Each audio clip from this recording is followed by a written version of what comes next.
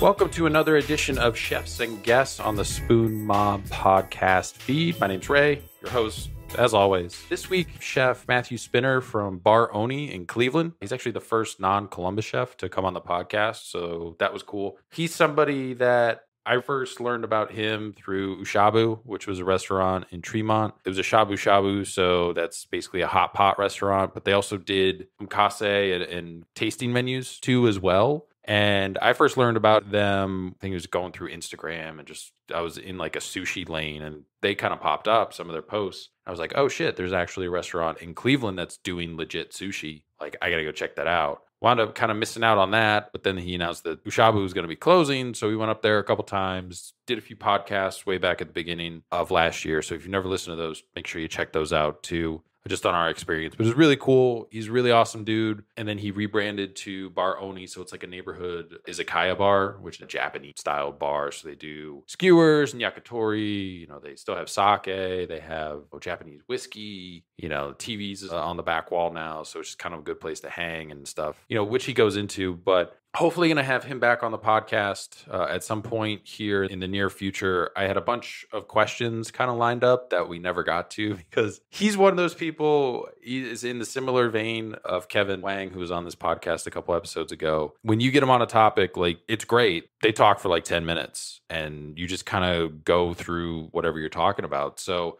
we spent most of the time on this episode going through just his CV, his culinary experience, how he got into the industry, him moving to San Francisco, going overseas, bouncing between Cleveland. Like, he worked at Next in Chicago and he gets into that, you know, and then everything going on. Some real cool stories too from his time in San Francisco. A really cool, fascinating Bourdain story at the end, which I won't spoil. So make sure you listen all the way through because that's a pretty awesome story that he's got. But he's just a cool dude, and it's an awesome Cleveland spot. They are open, so make sure you check them out. Plan on getting up there in the next couple weeks and just probably blowing through the menu. We looked at it the other day and I'm like, I think we're probably going to go really hard on that menu when we go up there and just hang out and have a good time. So I had to chase him for a bit. The podcast starts off, the audio might be like a little rough in spots just because he's just wrapping up, running some errands for the restaurant, grabbing ingredients and stuff. I think at one point there was actually a delivery. So I thought about like cutting some of the video out of it just because you could splice it and it'd be like a day in the life of Matt Spinner of Bar Oni and throwing it up on YouTube. I might do that. I'm not sure. But it was just cool to talk with him, and we just kind of got up against time. I mean, he's just an interesting dude, and he's really cool, and I have a bunch more questions, so I do plan on getting him back on the podcast at some point. But here is the episode with Matt Spinner of Bar Oni. So how's everything? How's everything going? I mean, it's good, man. You know, it's just like drive your shit. It is. Ooh, and you'll get to see my road rage. That's good. It's 2021, man. It's like the re-2020ing so far. I gotcha. Yeah, I know. Hopefully it gets better. I mean, it really doesn't have any. I feel like if it gets somehow worse, I think like the only thing that's worse is like if my seatbelt down, so you don't have to deal with that dinging for the whole thing. Yeah, you should probably have that on when you're driving. Don't fucking judge me, bro. I've been in 2 car accidents in my life, and both times I was injured, I had a seatbelt on. I understand that there's a difference between causality and correlation, however. You're an outlier to the statistics then. That's exactly right. Yeah, that's exactly right. And listen, I know as a businessman that we don't bet on the outlier, we bet on the trend. I understand that. I feel like if it gets any worse in 2021, it's just going to be like Civil War and the Great Depression. I feel like that's the only place we have to go, like another Great Depression and a Civil War. Other than that, it can only get better. Yeah. I mean, I think the next month or so will be a good barometer with now that Biden's in there and everything. We'll see what they can actually get through and what actually can get done. And hopefully that changes some stuff. Yeah, I mean, we've got that. There's a second round of TPP that we just applied for, so hopefully we can get our hands on that. That was the first round of TPP was immensely helpful. I mean, to be honest with you, it's the only thing that got us through the summer. And I think a lot of businesses feel the same way. So hopefully there's some light at the end of the tunnel from some help from the government there, because that's kind of the most frustrating thing, right? Is it's this kind of catch-22 of you're not allowed to be open for regular business and run your business the way you normally would. So you're hamstrung from a revenue standpoint, and also we're not going to really do anything to help you recoup that revenue or, you know, put any of that money in your pocket. And, you know, and the little things like, you know, in Ohio with DeWine,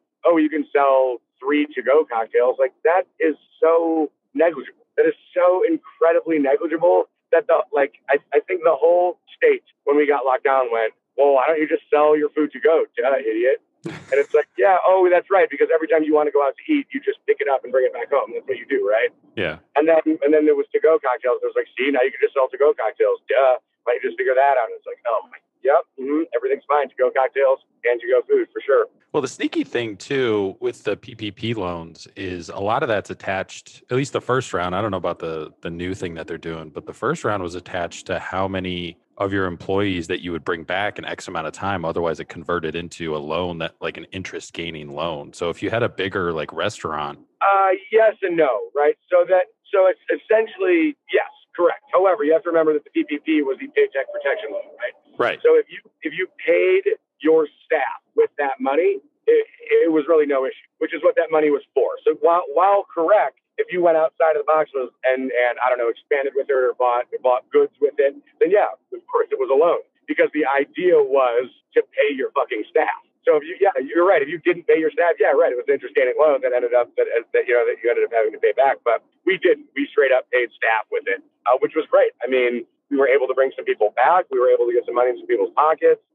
It really was pretty helpful. Now we'll see what forgiveness is going to look like, because that still hasn't really taken full effect. We'll see what that. But I think that kind of the guiding light there, I guess the hope there is that because our actuator, the bank, so we went through Chase, because Chase is the one that's signing off on whether or not it's forgiven. And Chase also just makes 5% straight up and down flat rate on total loans given.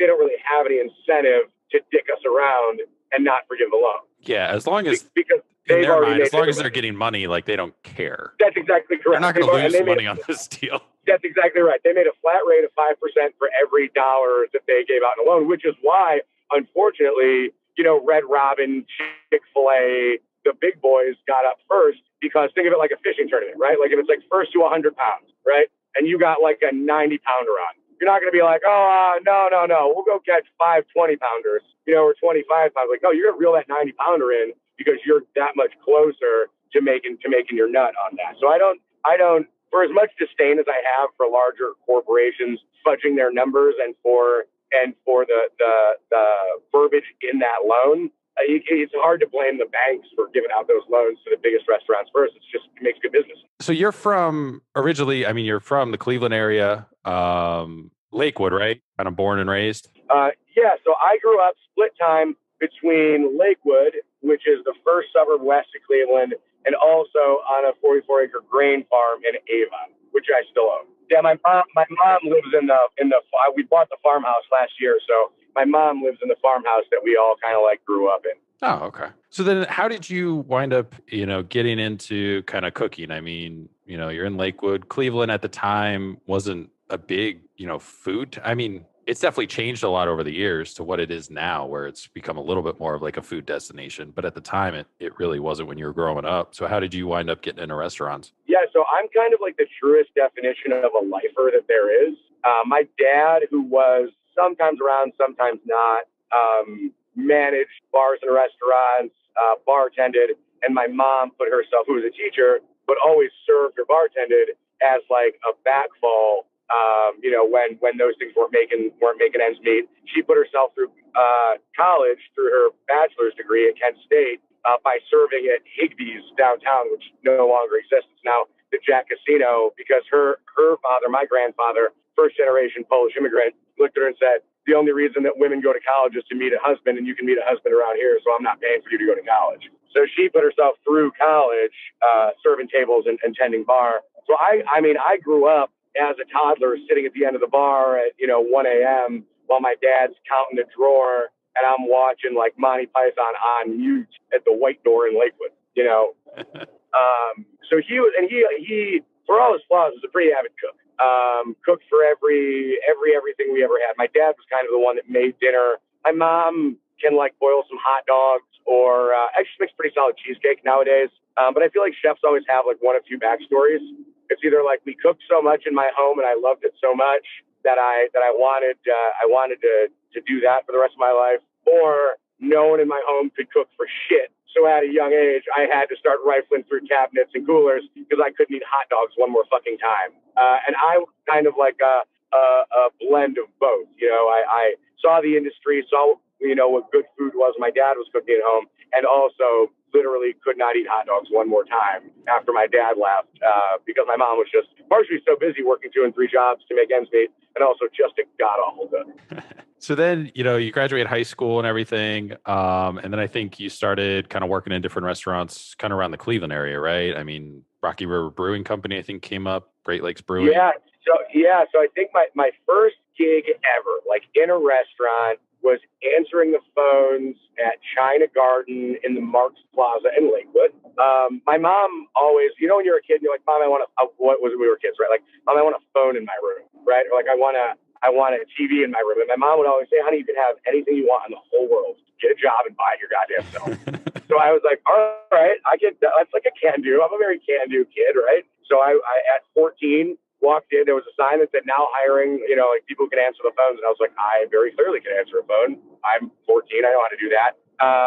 And that was at like a to-go Chinese place, a house of General Tso's chicken, sweet and sour pork, and egg rolls, right? And then one day, one of their guys didn't show up for work, and they were like, can you work a fryer? And I was like, can I throw these frozen egg rolls in this basket, put it down in this hot oil for like 3 minutes, pull them up and put them into a bag? Yeah, for sure I can do that. And then that kind of, as it always does in the industry, right, kind of like transforms into, all right, well, can you work like the fried rice station? Yeah. And of course I'm like 15, so I can do literally anything in the whole world. There's nothing that you can't do when you're, that age or invincible. So I said, of course I can. And that was really my first cooking on a line experience. Mm-hmm. And I'll never forget that the tickets came in printed in English, but being called out in Mandarin. I very obviously don't speak Mandarin. So these guys are working verbally, just like we do, in big time high end restaurants. 3 quail, 4 duck, 6 chicken. We chef 3 quail, 4 duck, 6 chicken is what's going on, and I'm spinning around and having to read the ticket. So I already have lost a jump in rising on time because they're already firing their food, and I'm still kind of one by one, going through. It's a beef fried rice large and a chicken fried rice small going through. So I learned very, very early on as a sophomore in high school how to fire food very quickly and how to rise on food very quickly. And then I fell in love with it. I fell in love with the taste of it. I fell in love with the pirate aspect of it. I fell in love with everything that cooking on a line is. As a kid, as arbitrary as I enjoyed being able to speak plainly, at my job and not have to kind of like watch my mouth because I'm a notorious cusser, much to my children's teacher's dismay. So that was kind of like my first experience on the line, and from there I was just hooked, right? From there, Rocky River Brewing Company, and they kind of bopped around Cleveland. I really liked brewing companies. Worked at Great Lakes Brewing Company. Worked at at Parma Tavern when I lived out in Parma, just because rent was cheap out there and it's all I could kind of afford. Did you ever think about culinary school, or was that just you were more interested in just on the job experience? Yeah, so So when I'm in high school, right? So I'm working in high school. My dad's not around. He's kind of gone. My mom kicked him out. I was kind of helping kick down some money for gas and car payments and whatever, and also, maintaining my own high school natty light lifestyle. I'm playing hockey at the time. I was pretty good at playing hockey. I thought maybe I'd go to college and play hockey. I was going to go to college and be an English major, and then I thought about maybe culinary school. But at the time I'm 18, I'd already been kind of cooking on a line for maybe 3 years. So I knew the basics, right? I knew because I studied, right? My mom, I think for my 16th or 17th birthday, got me a copy of The Professional Chef. That's kind of a textbook that we would use at CIA, Okay. And I'm studying, right? And I'm learning anglaises, and I'm learning brunoise, and I'm learning chiffonade, and I'm kind of like dicking around in my spare time in the kitchens that I'm working in, figuring these things out and running specials. And I learned how to run stocks and learn my knife cuts, learn how to sharpen my knife, kind of learn the very nitty gritty basics of it. And went to like a CIA freshman pre-orientation thing for those of us thinking about going to the Culinary Institute of America. Coincidentally enough, at Fire Food and Drink, Doug Katz's place in Shaker Square. And my question was, do you have a 2-year program? Because I don't want to spend the first 2 years learning things that I just got paid to learn, mainly because it's like 35 or 40 grand a year and we just don't have it. We just don't have that kind of money to be able to throw a culinary degree. And at the time, they only had a 4-year degree. So for me to come out of culinary school in debt, minimum 100 grand just seemed like not a good deal. I much more looked at it, and still do look at cooking for a living, as a trade. So I realized in that moment that I could get paid to learn these things rather than pay to learn these things. And my brother was a plumber. My uncle is a mason. My grandfather was a mason. So it was very much like I looked at it like a trade, not as, so culinary school was a fleeting idea. And then I realized pretty quickly that maybe cooking wasn't for me. So I was going to go to the University of Toledo and study English education with a minor in American Lit. And I was going to get an English. So 18 years old, I pack up and move off to play hockey at Toledo and study English. And then while at Toledo, I think as most people who study English realize, it's a real dumb fucking idea. I realized that I didn't want to edit copy for a living. I had no desire to write, the next great American novel. I didn't want to be a journalist. And I think my sophomore year, I was a TA and realized that I really didn't like teaching. And I kind of realized, like, if I don't like helping teach 18-year-old kids, there's no way in hell I'm going to teach elementary school kids, or where you start to make your bones as a teacher. But I realized that the one through line, as I was at Toledo, I was working at like a soul food place, which name escapes me. There was a lot of partying going on up there. I managed like a Papa John's too, to like just get money in my pocket. And I realized the through line through my entire life was I was always cooking. Even when I wasn't doing it seriously, I was always cooking professionally. So that kind of was very eye-opening to me, which I think my mom pointed out. And that's when I realized that that's it. That's the thing I need to focus on, is making a career out of this cooking thing. So from there, I mean, at some point you go and you stage overseas, right? The thing about my career is that it's all very crammed in. I was a very fast mover. There's a point in my career where I was kind of a job jumper, but it's all kind of like quick moving, packed in to a relatively short amount of time, because I'm very much the kind of guy that when I see a thing that I want, I just do whatever it takes to get it. Mm-hmm. I'm not the guy that's like, oh, well, I'll wait a year and I'll just kind of like flounder for a while. And then when that thing happens, that'll happen. So I moved home from college. And then that's kind of like Great Lakes Brewing Company time. I worked at the Parma Tavern, which was just like a bar in Parma. And I was working day shift, Great Lakes Brewing Company, night shift, Parma Tavern, 6 days a week, 8 a.m. to 2 a.m., sleeping for a couple of hours, taking the bus, because I didn't have a car, taking the bus from Parma to Ohio City, which is probably, I don't know, maybe a 6 or 7 mile bus ride. There were a couple of days where I fell asleep on the way home, to my night gig, missed my bus stop, had to call my night gig and apologize for being late because I was at the turnaround. So that was kind of like my first acquaintance with what this industry kind of like really felt like. Yeah. What it felt like to just be, and I was 20. The grind. And I'm just grinding it out. Exactly. The grind, just grinding it out, just working 60, 70, 80 hour weeks, drinking entirely too much, as we do when we're young. And then I got engaged, and my fiance, we met when we were kids. She had moved out to San Francisco and was pursuing a career in interior design. And I got engaged, and we decided that I would move to San Francisco, and we'd start a life in San Francisco. Got a job at Thirsty Bear Brewing Company, which I think is closing this year, which is such a shame because it's been there for 20 some odd years. And it's an all organic brewing company, but also a Spanish tapas joint, because like one of the owner, Ron Silverstein, is an immigration lawyer by trade, opened the place because what he kind of realized was there's a lot of beer that gets drank in Spain, even though we mostly associate it with wine. So that was kind of like my first exposure to Spanish cuisine, to tapas, to paella, to gambas a la plancha. And I really just went full head over heels for Spanish food. And while working there, again, working just ungodly hours, we were right next to the Moscone Center in San Francisco, and we had just this burly dining room, this like 160 seat dining room, with like two private dining rooms upstairs. And all of that food came off of the same line cooked by the same line cooks. So you'd have a Saturday night service where you're going to do 300 in the dining room and have 200-person parties upstairs. We're all cooking the same food for the parties and for service off the same line with the same group of cooks. And it was just burly, man. I mean, we're cooking 24. We had like a 30 burner range. We're slamming paellas a la minute, like 12 inches for the floor while cooking 60-inch paellas for parties upstairs. We're loading hot boxes up with like 300 empanadas while crushing the fryer, with empanadas for service. And it was really big and really fun and really, really hard work. But like I said, I fell in love with Spanish food. And there was a point where I looked at my bank account and I was like, I'm doing okay.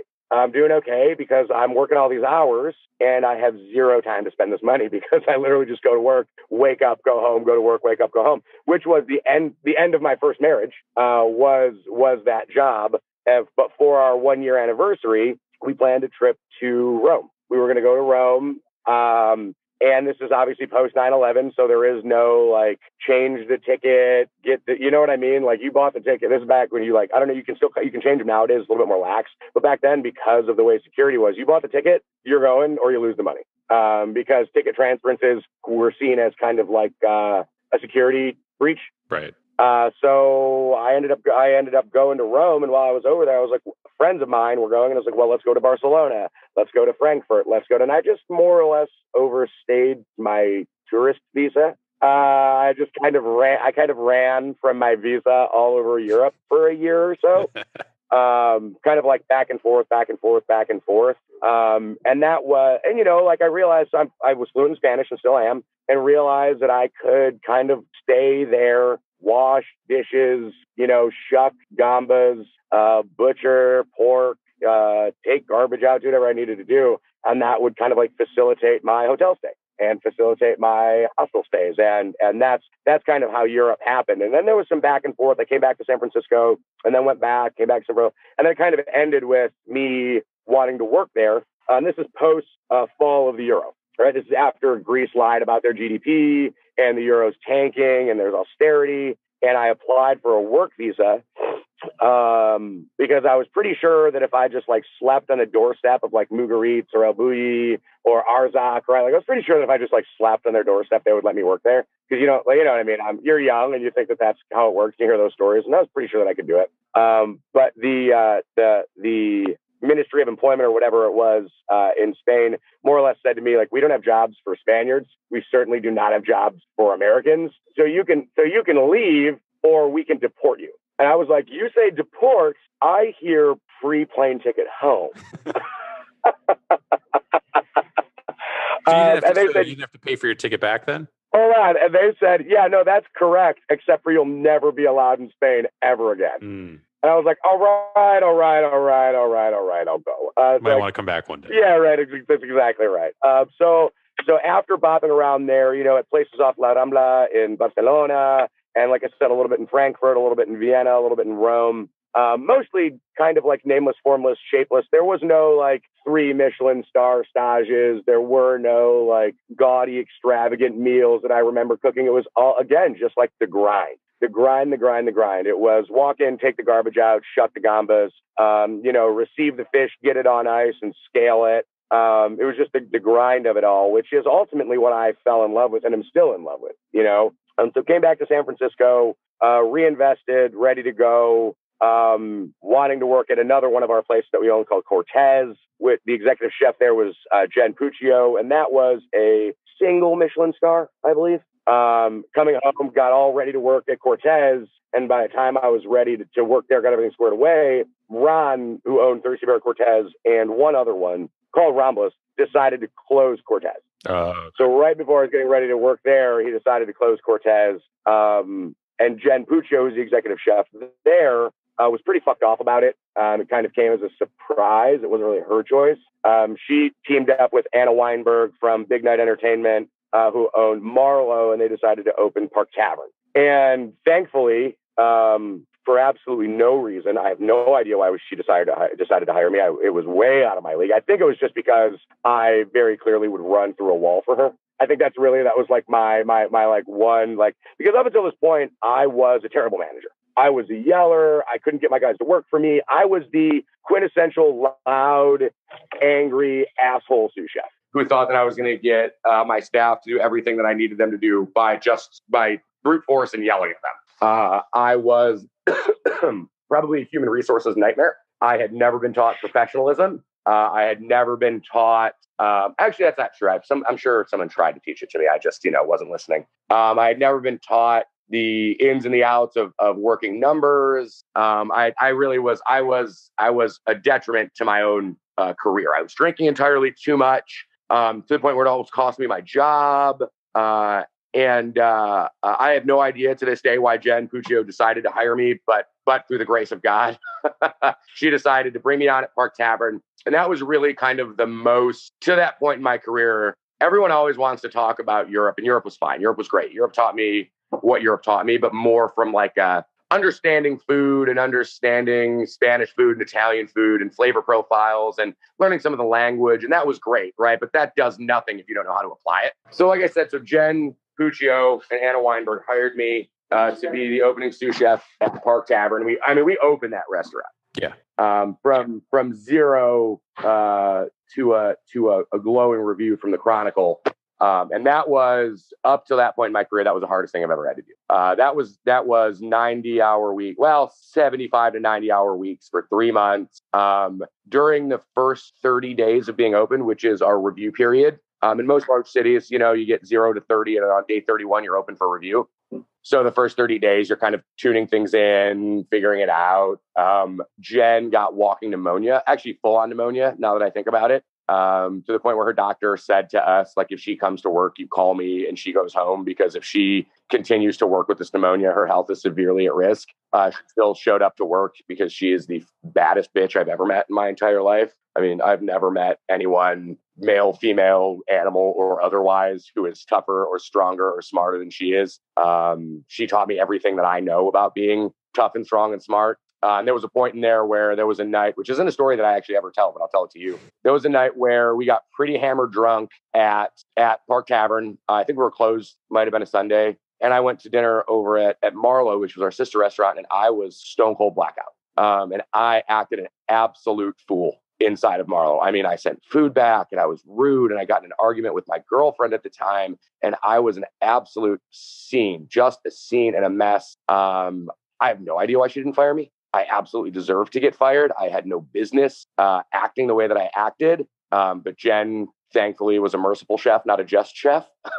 And kept me on and more or less said to me, like, Spinner, like, the only reason you still have a fucking job is because of how hard you work and because of the quality of the food that you produce. So if I'm you for the next however many months, like, just shut up, cook food. And like, I don't want to hear your name. Like, I don't want to hear your name in any negative capacity from anybody in this building at all, or you're gone. And that really was kind of like that come to Jesus moment for me, where I was like, man, like, I've been coasting through this industry. And I use the term coasting obviously pretty loosely. But I've been coasting through this industry, resting on the fact that, like, I work harder than everybody else in the building and I cook pretty good food, but it turns out that's not enough. Yeah, you reached that point. It turns out that's not enough anymore. I have to be a leader. I have to be respectable. I have to be professional. I have to take myself seriously. I have to take the shop seriously. I have to take my career seriously. I'm representing people that are larger than me, whose careers are similarly on the line. And, this industry is fickle, and all it takes is one thing like that for the wrong person to see or be involved, and it's all gone. Mm-hmm. So that was really a turning point in my career. And I am forever grateful for Jen for not shit-canning me, because I really believe that if she would have shit-canned me in that moment, I probably would have just gone on the bender to end all benders. And I really don't know where I would have been. Right. It wasn't like an alcoholism thing. It was just like a wildly out of control. What do I do now? Kind of 20-year-old sous chef. Yeah, exactly. Right. Exactly. It was that part of the industry, that get off work at 1 a.m., drink till 3, buy a bag of Coke, do it till 4, sleep till 7, get up at 9:30, be to work by 10, just like stinking like sweat and poor choices, and make your day work like that. That was creeping up on me and starting to take a hold. And I'm forever grateful for Jen for giving me the opportunity to right the ship, and also kind of making it very clear that that's not how things should be done. even though that is the way things are done pretty frequently. So then from there, I mean, I think they get nominated for like a James Beard Award. Yeah, we did. And we absolutely did. Yeah. Yeah. The big things there were, right. Exactly. So 3-star review from Michael Bauer, which was really big. That was really great. It said something to the effect of Park Tavern is the Balthazar of the West, which was huge. Balthazar is an absolute fucking institution. Yeah. So that was huge. There are 2 stories in there that are pretty funny about how I almost fucked that up, which I will tell momentarily. And then we got a Beard nod for Best New Restaurant, which is a nationwide award, which is huge. And then we realized that Grant had opened next that same year. Mm-hmm. And there was just like this collective groan. Like there's you just see who you're stacked against. There's no way. You know what I mean? Like you just, cool. And you have that hope. But you're like, oh, fuck it. Maybe they'll give it to him next year. That's exactly. Yeah, we were like, well, what's funny is if we would have opened like 2 months later, we would have been up for the next year. You know what I mean? And it was just like we knew it. We knew what it was going to be, but it was still great. It was still a huge honor. We were still very jacked about it. Jen absolutely deserved it. The work that she put into that place, and Anna, oh my God, I've never seen an owner work harder. Anna Weinberg is an absolute fucking beast. I mean, she would just show up every day looking like a supermodel and working like a fucking draft horse, and it was just like a sight to behold. To watch those 2 women put this thing together from nothing, and to watch the whole team. I mean, there were just days where like I couldn't get anything accomplished exterior to the restaurant, and they're like, give it to the girls in the office, and they're like helping me pay my credit cards, not like with money, but like calling in to make the payments and like getting my BMV shit squared away. And like it was just such this like big team working towards the same goal that was just absolutely incredible there. Inside of that first 30 days where it was Dave Wasm and I, who was the CDC, there were a lot of days where we kind of like stood in like the boiler room that was off the main dining room in tears almost, like seriously contemplating what would happen if we pulled the Ansel system, because we were just so absolutely exhausted because we didn't want the restaurant to close, you know what I mean? But like maybe for like 2 days. Yeah. Just you needed like a break. Yeah.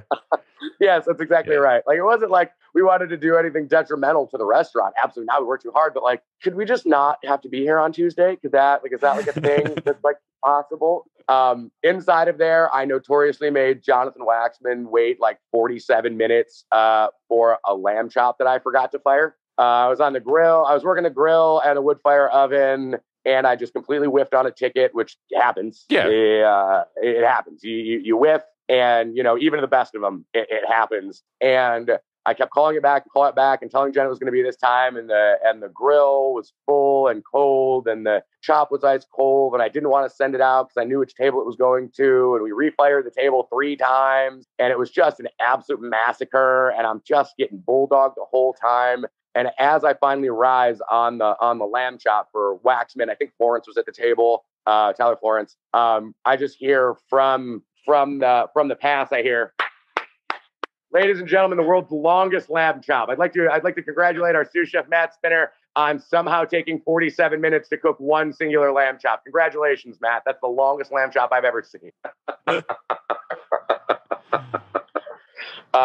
that was great. And then there was also we had like a wood fired twice baked potato scenario that was actually pretty baller. And I was having issues with the wood fire, and it was dying and it wouldn't catch, and the wood wasn't seasoned properly. And I kind of called an audible on it, and sent it out to a table that we knew was Michael Bauer, the San Francisco Chronicle food critic. And I sent out this really good looking twice baked potato. It's in like a square lodge cast iron with like mashers on top and melted cheese and house sours. It was pretty baller, for as baller as twice baked potato can get. Stone fucking cold in the middle. Like stone, like I pulled it out of the walk-in and torched cheese on top. And I have no idea how it happened. Like, I literally think that I just picked the wrong one that I had been working and sent out the wrong one. I mean, and these things happen when you're on that many hours, you're under that much stress. Like, mistakes are going to happen. I will just never, ever in my career forget, because like as things go out to a critic like that, we are dissecting them as they come back in the dish pit. You know, the directive is, if it gets cleared from, say it was a table 34, it gets cleared from table 34 and it sits on the prep table in the back until all chefs in ownership have thoroughly inspected it, because we want to see, was food left on the plate because it was too much food? Was food left on the plate because it was bad? Was the plate clear? We want to kind of like have an idea as much as we can for what just happened at that table, because obviously we can't just walk out and say, did you like it? Yeah, exactly. Exactly right. Exactly. And it comes back and I get called back to the prep kitchen. I'm just like, oh no, this is not. It's like being a kid and your mom says, wait till your dad gets home, and then your dad gets home and you're just, this imminent dread is this sinking feeling in your chest. And chef goes, stick your finger in that. And I'm like, I don't know. I'm going to stick my finger in that. Like, it's hot. She goes, Spinner, stick your fucking finger in that potato. And I stick it in, and it's just the coldest potato I've ever felt in my life. And I simultaneously shrunk to be about 6 inches tall, and my heart was like in my left foot.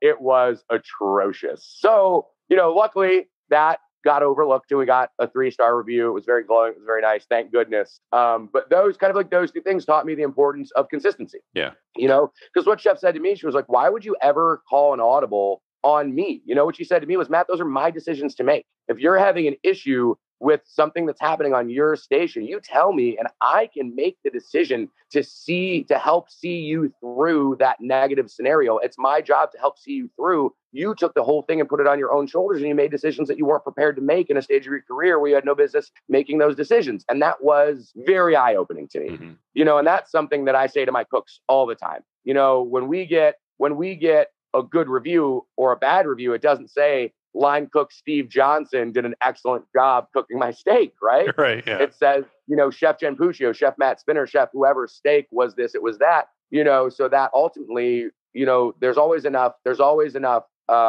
praise to go around when there's a great review. But ultimately, when there's a piss poor review, it rests right on, my name's in print, her name's in print, Hannah's name is in print, and her point was, let that be on my shoulders because I'm the one who decided to be in this position, and that's something I tell my line cooks all the time. Like, if you're struggling with something, if it's not right, like, don't send it out. Just send it to me and ask, how do I fix this? What do I do? And if I don't know how, I'll figure out a way to get something else to the table. I'll go do a shimmy shake dance. I'll go let them know that we ran out and we're so sorry, but we're working on this. Like, hell, I'll go lie to a table. I'll lie straight to a table's face and tell them that this happened or that happened, and we'll get them leaving happy, rather than having, people who have no business making the decision. But those are just 2 stories that were very formative in my cooking career from Park Tavern. And then shortly after that, my girlfriend was having a pretty rough go of it in San Francisco, couldn't find a job, was fighting a pretty deep depression, said, I want to move back to Cleveland. So then you wind up back in Cleveland. Yeah. So I said to myself, my entire life, I've only ever made decisions to benefit my career. And this is going to be the one time. This is going to be where I love her. We're in love. We're going to spend the rest of our lives together. I'm going to move back to Cleveland to support her needs, her goals, her career. Mm-hmm. Move back to Cleveland. We get pregnant. I took a job at Barcento, working with Adam Lambert, who now owns Ohio City Provisions. We're living in Ohio City. We get pregnant. We have a baby. Relationship's not going so well. She ends up going exterior to the relationship. That falls apart. Now I am single, alone, back in Cleveland, working at Cento, barely making ends meet, and my bills just double. So from there, you wind up, at some point you wind up going to Chicago, right? Yeah, right. So that turn in Cleveland included Fire Food and Drink, under Dougie again, where I was online working there when he got his beard knot. I got subsequently let go from there because I was a shithead. I just was like not in a good emotional space. I think a lot of times when guys move back to their hometown from being away, they have this idea that they're like greater than. You see in a lot of younger cooks, and I certainly was guilty of it, where you think like, well, I worked in San Francisco and I staged at Michelin star restaurants in San Francisco, and I was a part of getting a beard nod for best new restaurant nationwide. Yeah, so, you kind of believe your own hype a little bit. Yeah, for sure. Yeah, for sure. And you carry that with you, and that's very much where I was. And instead of applying those lessons that Jen taught me, I wasn't in an emotional space to do that. So I just was very selfish. I was very rude. I was very much not a team player to management. I was very much a team player to the cooks that were on the line with me. You know what I mean? I did my best to teach those guys how to sharpen their knives and how to run stocks and how to, you know what I mean? How to do all those things properly. And it was very important to me that they were learning and growing. I just couldn't play nice with management. I just thought that I was better than the chefs that were on the line. And, I came to learn in that time that we always say, like in day-to-day life, there's a time and a place, and in the restaurant industry, I've come to believe that there's a time and a title. Like regardless of what you think of that person that's above you, they're above you. Like regardless of what you think of that person that's telling you what to do, like there's a reason why they're there, and whether or not you agree with that reason, they are still in fact there, and your opinion of the universe doesn't change the universe. So Dougie let me go, and I was like, all right, I need a breather. So I took kind of like a summer off, and I worked as a sous chef at a country club on the far east side in Aurora. And there are stories from that place that don't need to get told. But my daughter, so we had our daughter, and I essentially just made a money play. I just made a money play. Like I'm gonna step back and like make fucking corn dogs and shit at like the 10th hole or whatever they called it. You know what I mean? On the turn. And, it paid me way too much money to do almost nothing, but I had to be at work at 6 a.m, but I was home by 4 or 5 at night, and it gave me time to spend with my daughter. But I just wasn't happy. And then from there, I took another kind of a job at a catering company, same deal, right? Like, I'm just going to make food. I'm just going to put my head down and just make food. And like, it is what it is. I'll be a production facility in and of myself, pay the bills, and have some time to spend with my daughter, but it just was not fulfilled creatively. And I was kind of like poking around on Indeed, poking around wherever. I was dating a girl at the time who lived in Cleveland, but was from Chicago. We had bandied around the idea of going to Chicago. And then lo and behold, I see that Next is looking for CDPs, chef de parties. And I said, well, there's something serendipitous about that, right? Like we lost our beard nod, to Next. I gotta go plug my phone in. Sorry. There's something serendipitous about that. We lost our beard nod at Park Tavern to Next. I threw my hat in the ring, threw my resume in. Mike Battacletti got back to me and said, cool, can you come stage next weekend? To which I responded, why not? Because I live in Cleveland, but let's work this thing out. And we worked it out, and I went and staged and was very ready to be wowed by the ins and outs of the Alinea group. Mm-hmm. And came to realize pretty quickly that it's a bunch of dudes cooking food like it's always been a bunch of dudes cooking food. Yeah. Like, you know what I mean? Like that, like even on like my stage in 3 Michelin star restaurants, but I was in my early 20s. So I was very like, wow, like you got tweezers. What is that? Like an offset spatula? Yo, you're just going to pass everything around on stainless steel pass trays? Yo, you know what I mean? And then I got to Next, and I was like, oh shit, like I can do this. I know, like, I can wee chef, and I can get my prep work done, and I can show up early, and I can stay late, and I can be ready for service, and I can be of service to the guys around me. And you know what I mean? And I was like, all right. So I killed the stage, and got the call up to the big leagues, and got offered the CDP position at Next, and started on the, I don't even remember what menu it was. It was the menu before Bistro. Steakhouse, maybe? I don't remember. But I started on the end of a menu and then worked through Bistro.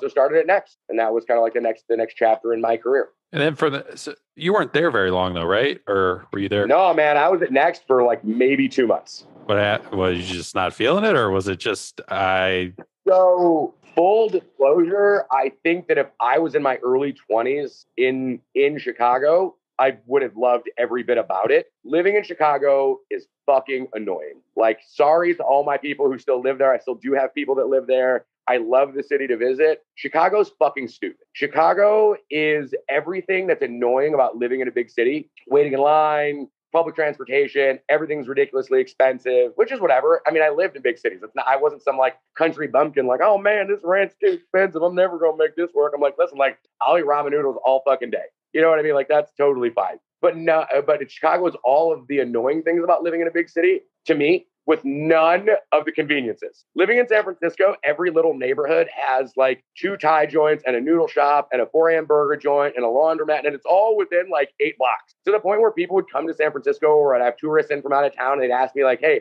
how do I get to this place in this different neighborhood? And I'd be like, I don't fucking know. I don't go there. Like, I live where I live, and I know where those things are, but why would I ever go there? You know, sure, we went to places to eat and went to places to drink and to do things, but it's like, I'm not like spending my time, because why would I need to? because everything that I need is in this 8 to 20 block radius. Chicago, everything is 45 goddamn minutes. Everything. You take, you know what I mean? You take the L, 45 minutes. Ride your bike, 45 minutes. Drive a car, 45 minutes. Magically, you walk, still 45 minutes. No idea how it works. I still believe that there's like a rip in the space-time continuum somewhere like around Randolph. Makes no sense to me.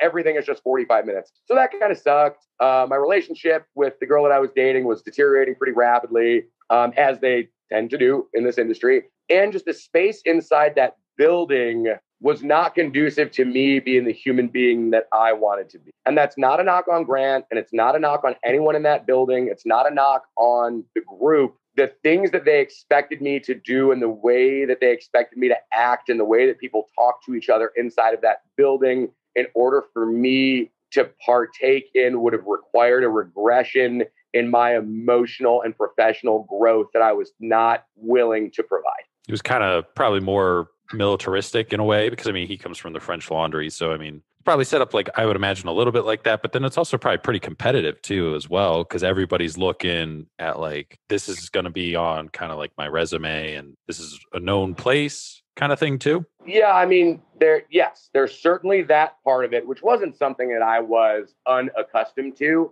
You know, the culture there at the time, again, not a knock. And it's just one dude who worked there for 2 months. You know what I mean? So take it with a grain of salt, right? Because who the fuck am I?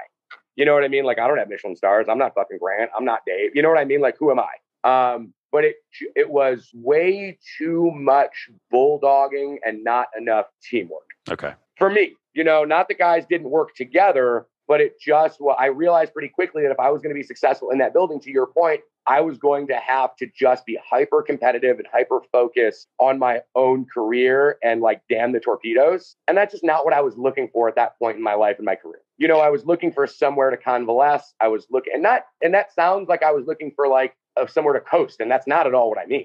I was looking for somewhere to hit it really hard with food, but to feel like somebody had my back. You know, and the overwhelming feeling in that building, at least for me, was nobody had my back. I was on my own. You know, the thing that really pushed me to bounce was post-service one day. Dave Barron called a staff meeting and looked every single one of us straight in the face and said, if you don't want to fucking be here and you're not going to do, you know, whatever it is. And in my head, I'm like, I want to be here and I'm doing everything that's asked of me every single day. Like, do I have failures? Of course I do. Have I gambled and lost? Of course I have. We all have failures as line cooks, as chefs, as captains, as maitre d's. We all do. There's no one in this industry who wins every day. It's not realistic to expect that. So he said, if you don't want to be here, then you can fucking go, because we've done this without all of you before. We've done this by ourselves, and we can do it without all of you in this room right now again. And that to me just rung very like, okay, then I'll go. You know, then that's okay. Then that's your choice, and that's totally okay. And there's no hard feelings. You know what I mean? To this day, I love Dave. I think Dave's doing wonderful things out west. Like, and he probably wouldn't even remember saying that. You know what I mean? I don't think it was like a breaking point for him. He probably wouldn't even remember saying that. He certainly, you know what I mean, like barely remembers me when I see him from time to time, because I was just a peon there. I was a nobody, and that's completely okay. I never pretended to be anything more. And when we talk about that space, I don't pretend to be anything more than that when I was there. But that was just, again, it was one of those. I often talk about my career, and I explain to other line cooks when thinking about their career as it's kind of a roadmap. And before we had Google Maps, before we had MapQuest, right, when you got directions from somebody, right, what was the last thing they always told you on those directions? If you've reached such and such a point, you've gone too far. You have gone too far. That's exactly right. And I was like, oh my God, like I think I've gone too far. Like I think I've just seen what the thing that I don't want in this industry is. And that doesn't make it wrong. It doesn't make it wrong. Because clearly it doesn't, because I mean, they're working with a Michelin star. You know what I mean? Like, they're doing great work up there. Ed's doing an incredible job running that kitchen, and excellent food is coming out of that kitchen. And guys are still there right now that were there when I was there. So clearly they're doing something right. I just think it was incongruous with me as a person, and there's literally nothing wrong with that. So from there, I texted one of my best friends, who's still one of my best friends in the whole world, Matt Danko, who I met in my brief time at Greenhouse Tavern. And I said, hey man, I need some advice, Dad. You know what I mean? Like, I don't know what to do. And he goes, yeah, man, sorry. And he didn't know that I was next. He said, sorry, man, I wish I could help you, but I'm in Chicago.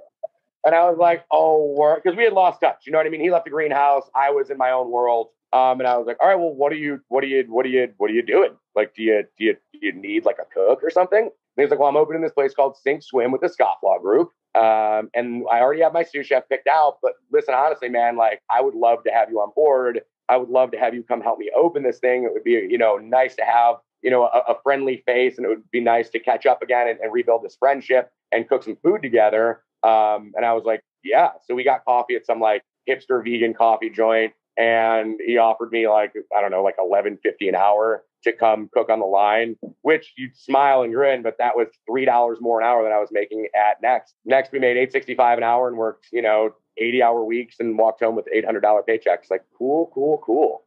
Which is what it is, So we opened Sink Swim, and that went pretty well for a while. But it was a really tough go of it to open kind of like a hot out there, center of the plate seafood place in the middle of a budding but not there yet Logan Square, with a group who was used to opening bars and printing money. Chicago's also kind of like a steakhouse town too. I think that was certainly a battle that we fought. I think you're exactly right. That was certainly a battle that we fought. And that's another kind of the thing that I learned about living in Chicago and working in Chicago is Chicago is seen by guys like me, and, growing up in Cleveland or Kenosha, or wherever you grow up in kind of like podunk Midwest. Chicago's kind of like the shining city on the hill. And you get there and you're like, wait, it's still fucking cheese fries and hamburgers and braised short ribs and pork belly. We do all that stuff at home. Yeah. Yeah, right. It's exactly, for sure. That's exactly right. You're like, and it's not even like that much better. It's like, yeah, the space might be nicer, but like we do better burgers than this in Cleveland. Not than all places, but you understand what I'm saying. So for me, so Sink Swim started to take a left turn. Danko decided that he wasn't long for the world there. He was going to move on to go be the CDC at Grace, which subsequently happened. He asked me if I wanted to come. I said, nah, man, I'm fucking moving home. So I took my first executive chef job at a little wine bar called Press in Cleveland. And I moved home. And then you were there, and then you wound up at, I'm probably going to butcher that. Is it Ushabu? How do you? That's it, dude. You nailed it. Yay, one in a row.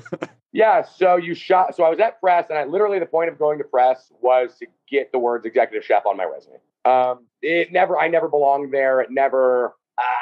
I was pushing way too hard for what they wanted it to be. And it was very clear. And the ownership didn't really want to invest, rightfully so, to be honest with you. Like, it was a good business decision on their point. They didn't want to invest in like new tables and hire a whole new service staff and give me what it would take to run a nice restaurant there. They wanted it to be like a bar with food, like a wine bar with food. And that's just not where I wanted to be. So we parted on really good terms. And right now it's a place that they've reconcepted called High and Dry. And it's like you got like duck pin bowling and video games and sports. And like we drink there like pre-COVID. We drank there like 2 or 3 times a week. The staff's great. The general manager, Mark Bailey's an incredible human being. I'm good friends with all the guys who I used to work for. Like, it's a great space now. They made the absolute right decision. I had no business being in that space, but it was a foot in the door, and it was a way, to get the words executive chef on my resume. And then from there, I came to Ushabu mainly because a good friend of mine was the general manager here, wasn't super impressed with the opening executive chef that he brought on, and he'd been open maybe a month and a half, and called me up and asked if I would be willing to. And I said, look, man, I don't know anything about Japanese food. I've never cooked Asian food, and I have no desire to just be another random white dude from the Midwest slapping wasabi on shit and calling it Japanese. However, I also am highly employable. You know what I mean? And like, can kind of like go do whatever it is that I want to do. So I'm like, fine, we'll have a meeting. We'll have a meeting with the then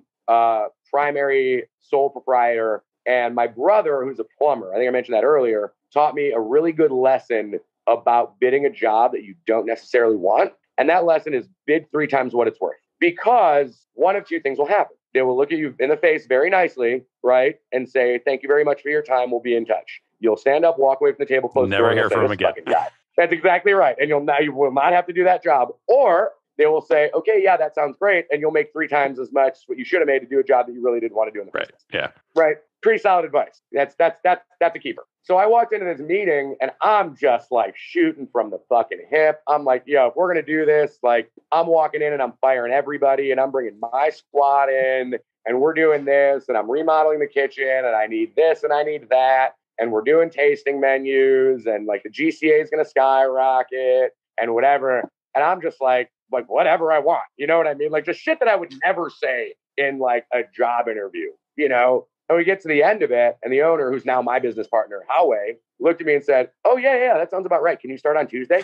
And I'm like, fuck, that's just, yes, I guess I can start on Tuesday. Tuesday, right? And this is like a Wednesday, so it's like 6 days from now. Tuesday was Valentine's Day. Yeah. And they had 3 full turns booked. So they shit can the executive chef, which I feel like was very mutual because like it didn't sound like he was very happy to be there either. Yeah. Yeah, exactly. So they come to terms. He leaves. I call my lifer sous chef who'd worked for me at several different restaurants. His name's Ali, an incredible guy. I called him and I was like, "Yo, we're going to work at a Japanese restaurant. Get your shit. Let's go." Because he was unemployed as well. He's like, "Japanese? Well, fucking what?" I'm like, "Listen, I don't know. I'll explain it to you. I'm coming to pick you up. We're going to get a drink. Let's go. I'll tell you all about it when we get there." So we roll in like sight unseen on Valentine's Day, prep an entire menu that we didn't write. Right. Prep an entire menu and just slay service. Just like at the end of service, like the whole service staff was like, "Oh my God," whatever. We're like, "Yeah, okay, cool. Let's go." So we kind of flew under the radar and rode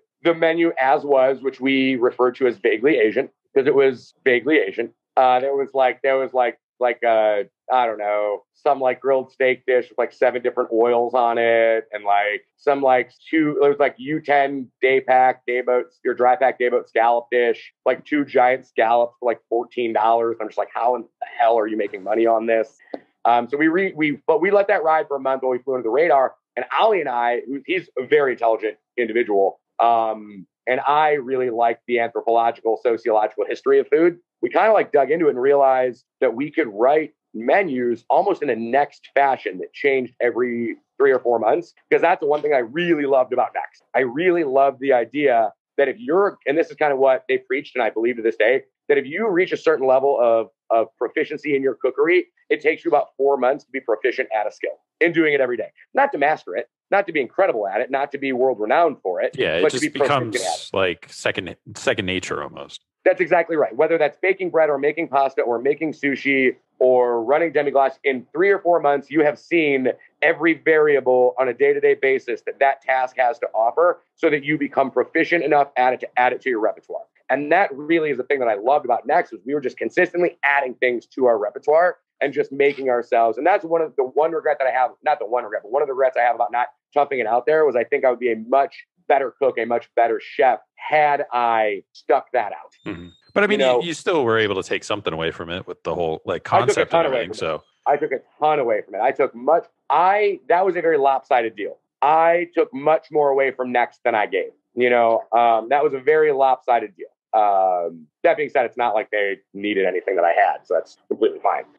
So what we realized was when it comes to ingredients, when it comes to cookery, I could hand you a Japanese cookbook and you could make recipes out of that cookbook and they could taste exactly like what that cookbook said they should taste like and present that way. That doesn't make you a Japanese chef. And that may not even mean that you just made Japanese food. You just execute a recipe really well. That's exactly right. Right. What we realized was because we sat down, I'm Spanish, French, Polish, German, Swiss. I'm very Alpine, right? With a little Spaniard thrown in there. And that like Polish, German, Swiss is all from the same kind of like region of the Alps.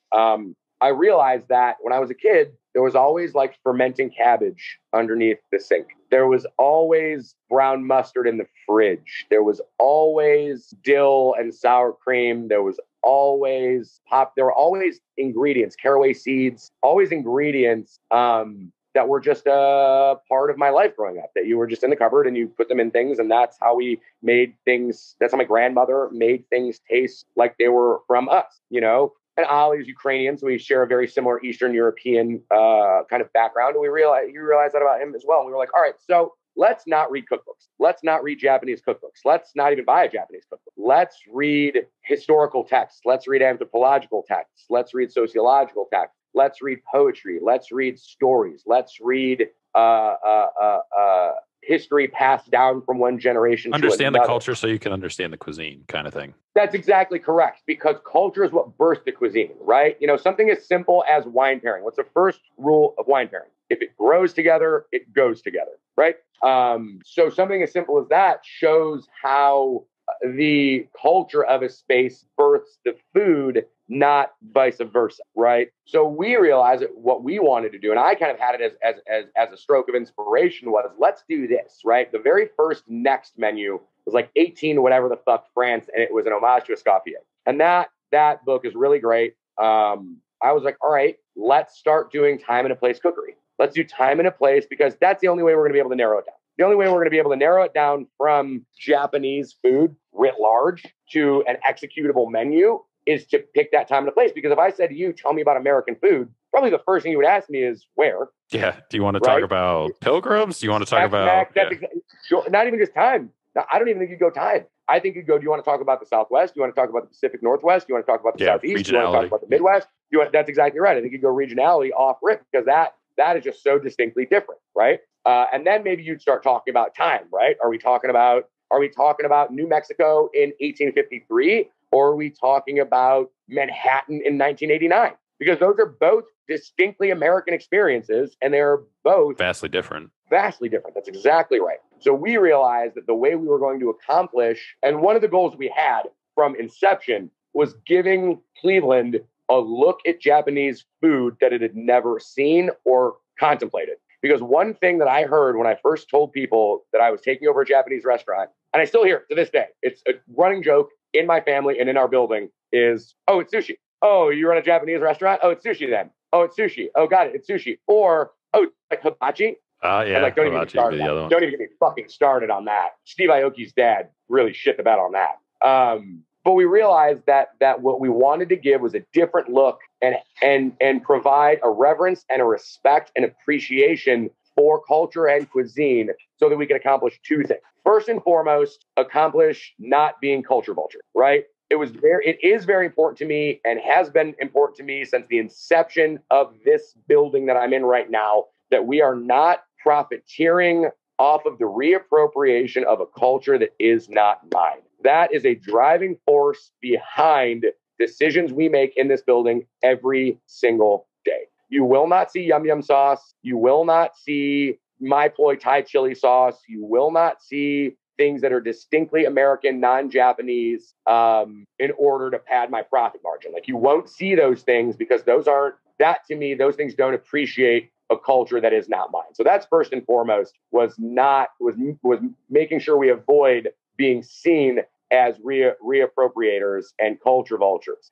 To the point where, before we launched our first menu, we called every Japanese person we knew and made them sit down and eat Japanese food every Sunday for like a month. Yeah, didn't you actually reach out to like a market in Japan too, doing research? So that's two stories mixed together, right? So yes, we worked with Tsukiji Fish Market when we were running our Osaka menu, and when we were running our Edomazushi sushi menu. We worked directly with Tsukiji, and I had a guy on ground in Tsukiji who I would call, and he put together what we together deemed the omakase box. And I would tell him how many American dollars I had to spend on fish, right? And he would just literally walk around Tsukiji. And he worked for the importer that we worked with. He'd walk around Tsukiji Fish Market and put together a box for me, wrap it in that day's newspaper from Tokyo, and overnight it to us. So that's one story. Yes, that absolutely happened. That was cool as shit. Wildly expensive. And God, I made no money doing that. I made zero money doing that. That cost us so much money to do, but it was cooler than shit, man. Man, was it cool. But for one of the menus, and this is really the one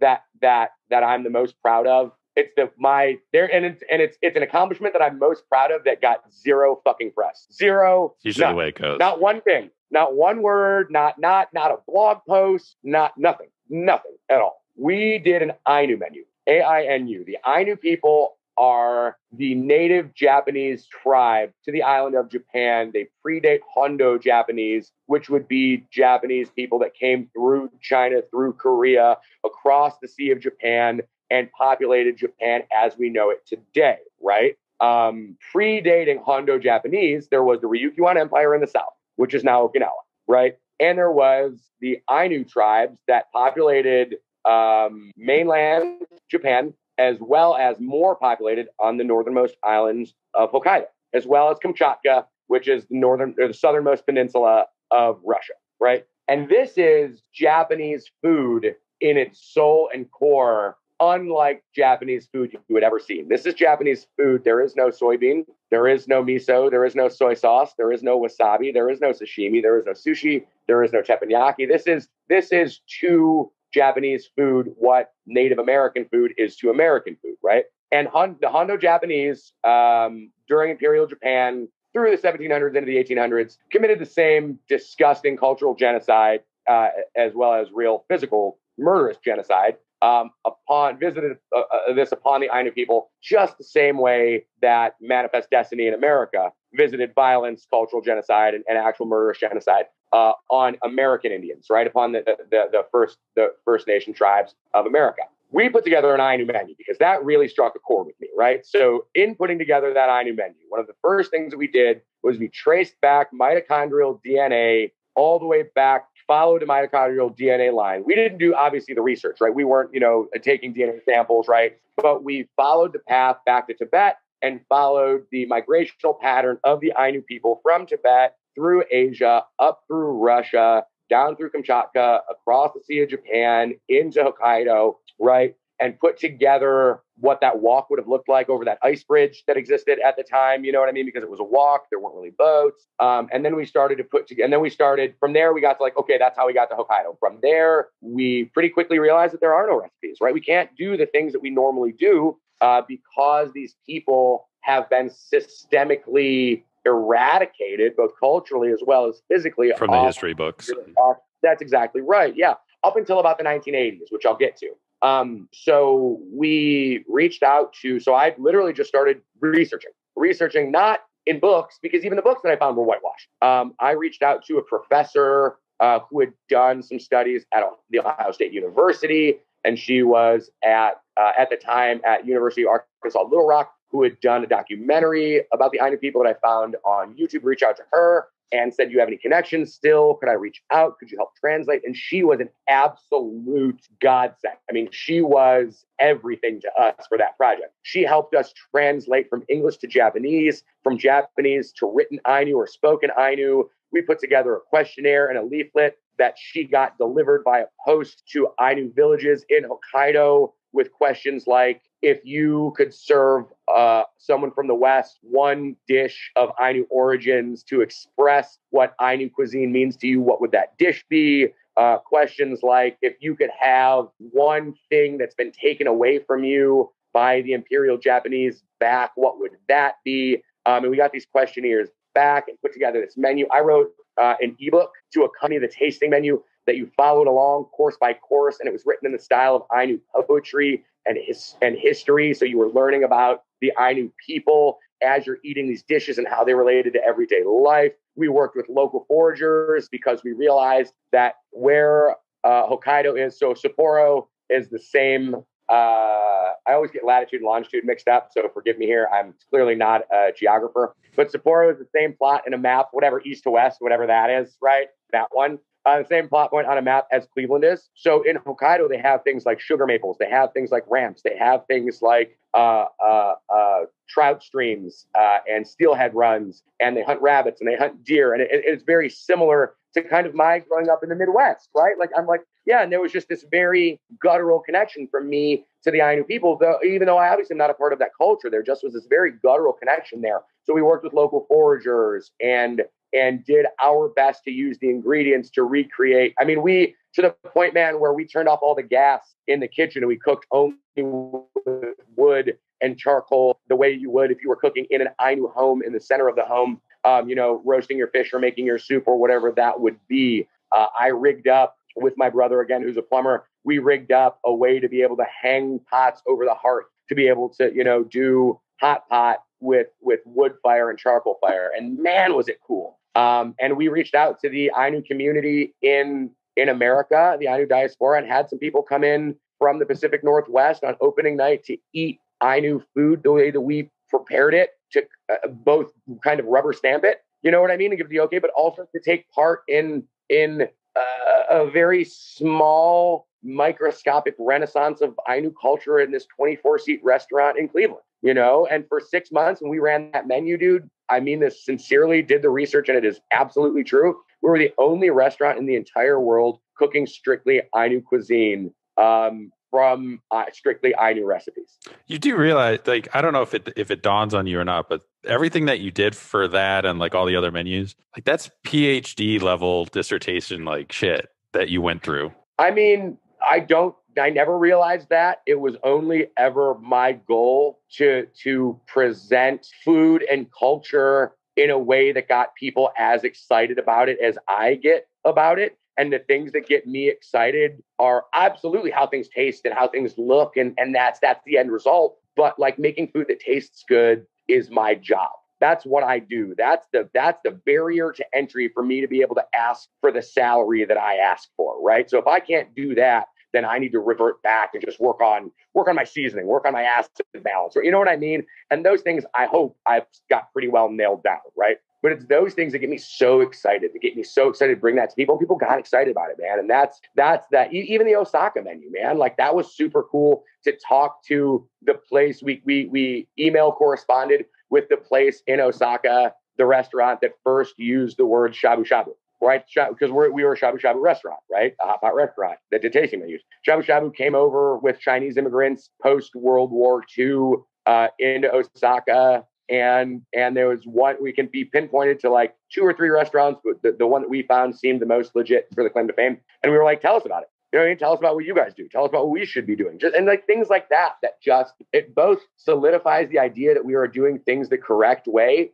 And it then gives me the freedom, right? It gives me the freedom to then do whatever I want to do. And the way that I look at that is think about in your mind right now, think about a painting or a sculpture that you know by Pablo Picasso. I bet it's Cubist. I bet maybe it's from an abstract period, right? One thing that people often forget about Picasso is that he was, for a time, the single greatest portrait painter in the world. He mastered classicism. Yeah, he mastered classicism, right? That's exactly right. And it was only then did he feel free enough to begin branching out. So to me, it was so important, and still is to this day, that we master that classicism, that we master that portrait painting, that we master that original shabu shabu, and then we can start to do some things with it, right? And then we can start to put a spin on it. Because if we're not mastering the basal art of the thing, then we're just pissing in the wind. And sure, it might taste good, and there's nothing wrong with that. There are a lot of restaurants out there that do that, and they make food that tastes really good.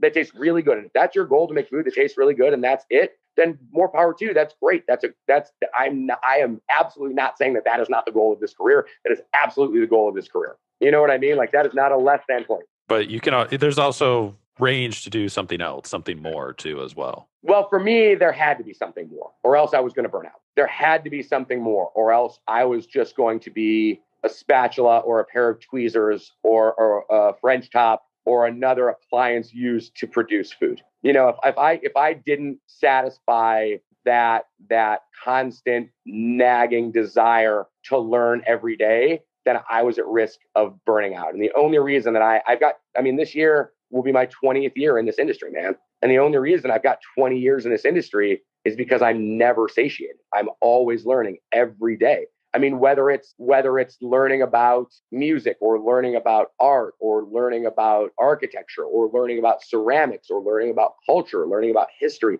learning about sociology or learning about food, whatever it is, it's the only thing that keeps this career sustainable for me. Because when we came up there, I first learned about Ushabu through some Instagram posts, basically when you're doing the sushi thing. And I was like, oh, wow, there's an actual restaurant in Cleveland that has good sushi. I got to mark that down. So then we came up there before, because you announced that you were closing or switching concepts. But you had the foresight, I guess, with, you had all these other plans and COVID happens and then you switch and you're like, this isn't going to work. We got to switch to something else. So talk a little bit about that. Cause like you switched to Bar Oni, which is kind of to go more so, than what you were doing. Yeah. So Oni had always been a concept. Oni's original concept was called Seishuya, right? The original concept for Oni, which in Japanese means essentially like the house of sake, right? Seishu is a legal term we use to describe sake. It means clear liquor. We, like in America, you'd say to describe alcohol, you'd say spirits. Spirits liquor isn't a term. You know what I mean? In Japan, we would say Seishuya to denote sake. So that was always the concept that we were looking for. We were looking to grow. We were looking at different neighborhoods, a little west, a little south, a little east. And it never really came to fruition. Lease negotiations always fizzled out, or the build out was always a little too pricey for us, or whatever it was. But that was always kind of a thing. And then COVID, shut us down.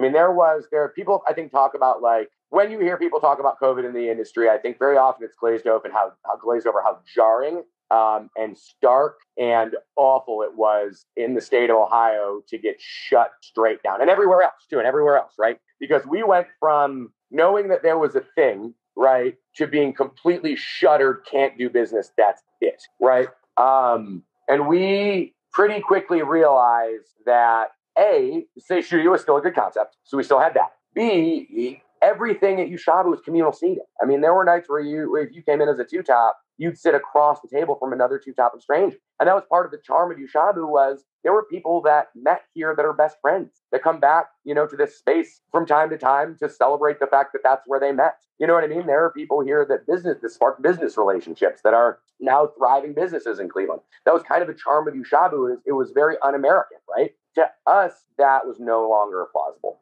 I could no longer put two strangers next to each other or across from each other when we're trying to curb a thing that is transmitted through aerosol. Simultaneously, there were a lot of times during the course of Yushabu where I really didn't see the future further than maybe 6 months or the next menu, and it was a lot of like, is this work? Is this going to work? I'll be totally 100 with you. 19 was an abysmal year for us. We produced a lot of great food. We made almost no money. It was a really, really abysmal year for us. Through some fault of my own, through some marketing issues, and just kind of like through the natural ebb and flow of like we weren't the shiny new toy in the box anymore, Notoriously, the third year of a restaurant is always kind of when you slump. That's kind of like when you see what you're made of. But we realized during that where we took a week off, we got shut down and just had like the war room. I mean, there were every single day we were on Zoom calls with each other because we realized off rip that was going to be the safest thing to do. You know what I mean? We were thinking about that even before they were a thing. Drinking bottles of whiskey, getting hammered, drowning our sorrows, talking about, what we're going to do to make this thing work. And I said, what about the izakaya concept? Because we can make it more to go and that'll work. We can also just make it more approachable. And to be honest with you, one of the misconceptions about Oni is that it's built to be a pickup and to go space. It's not. It's not at all. Yes, we do pick up and to go.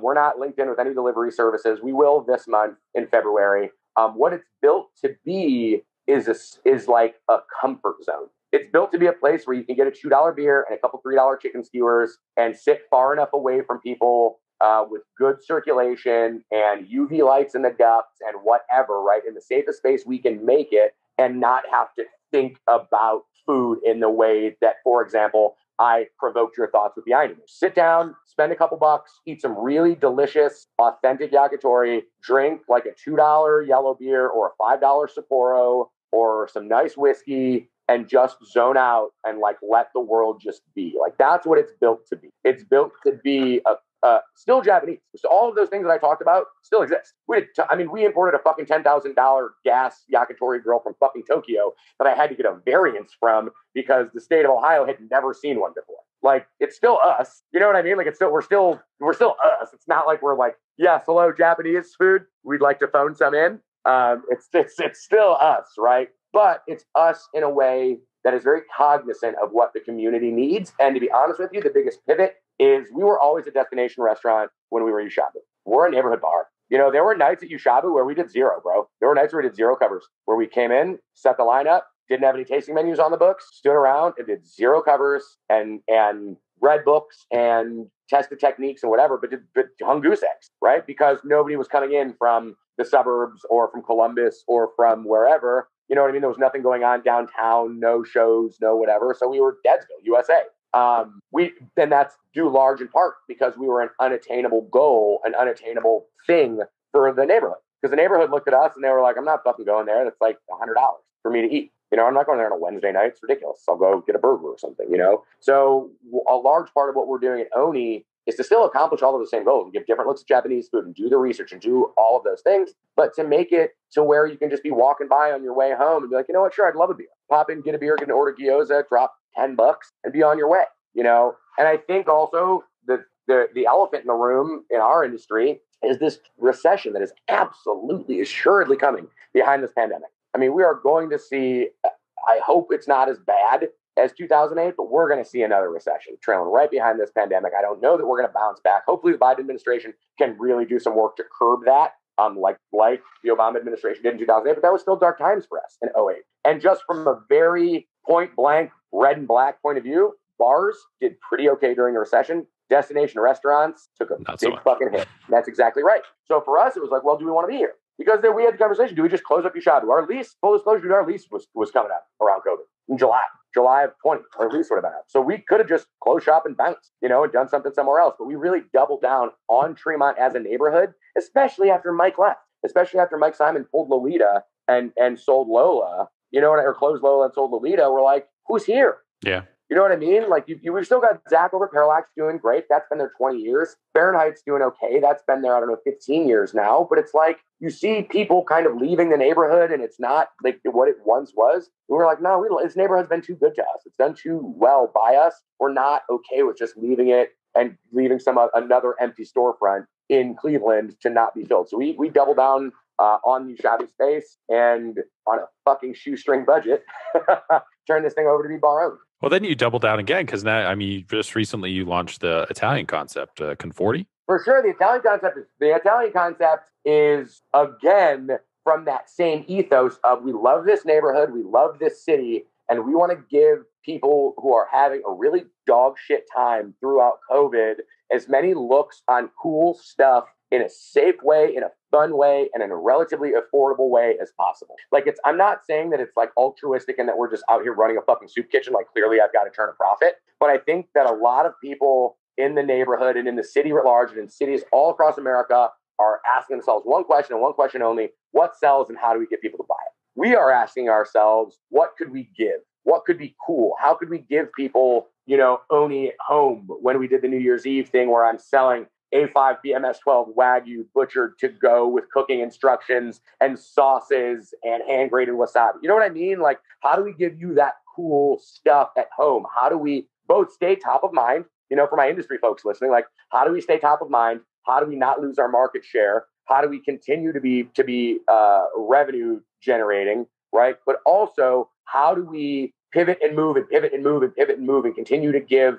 people new fun looks on food? Because for me, that's how we get through this. That's how I've always gotten through my career. That's how I've been successful, is I've never been afraid to learn and grow and do something different. You know, and that was kind of the benefit of Yushabu, was the one constant at Yushabu, was if you came 1 month and then came the next month, you're probably not going to get the same dish. And even when we run tasting menus, you could come 2 days in a row and not get the same tasting menu. You might see the same 1 or 2 things, but you're not going to get the same 13 courses or the same 7 courses or whatever you picked. And that's something that we were really excited about, that we really liked.